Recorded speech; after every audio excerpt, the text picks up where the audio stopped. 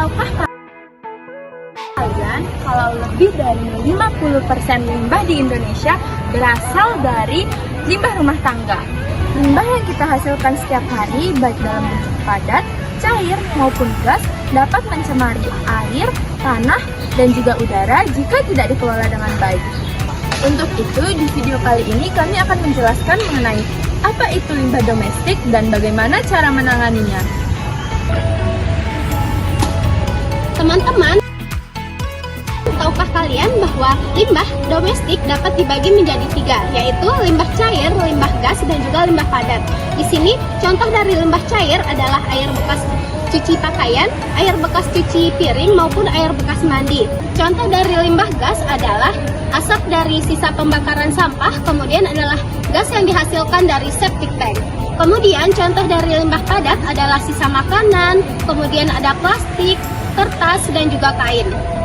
Jadi, limbah dapat bersumber dari beberapa hal, yaitu ada dari kamar mandi, dapur, kemudian dari sisa kegiatan sehari-hari manusia. Jadi, semua aktivitas ini dapat menyumbangkan limbah setiap harinya.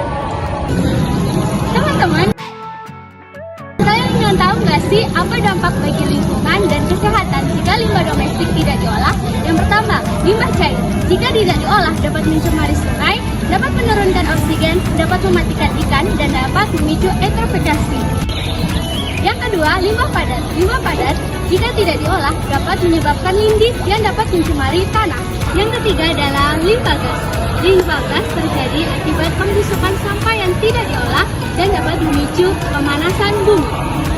Adapun dampak kesehatan jika sampah atau limbah tidak diolah. Yang pertama, yaitu dapat menjadi sarang nyamuk, sarang tikus, dan sarang lalat yang dapat menyebabkan penyakit seperti diare, infeksi kulit, dan DBD. Jadi, limbah domestik bukan hal yang bisa disepelekan. Ada banyak cara loh untuk mengolah limbah domestik. Yang pertama itu ada limbah domestik cair. Maka awalnya itu ada penyaringan awal, yang kedua itu ada pengendapan, yang ketiga itu ada pengolahan biologis seperti ada septic tank. Terus yang keempat itu ada filtrasi, dan yang terakhir itu ada disinfeksi.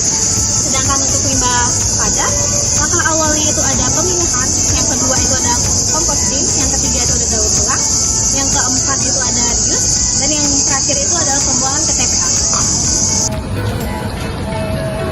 Selain limbah padat dan limbah cair, ada juga pengolahan limbah gas yang sering terlupakan. Gas dari pembusukan sampah dan septic tank bisa menimbulkan bau dan polusi udara.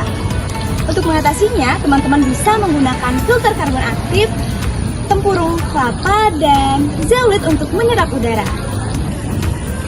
Tidak hanya itu, ada juga teknologi biofilter udara rumah tangga yang bisa menguraikan gas berbahaya seperti H2S dan amonia.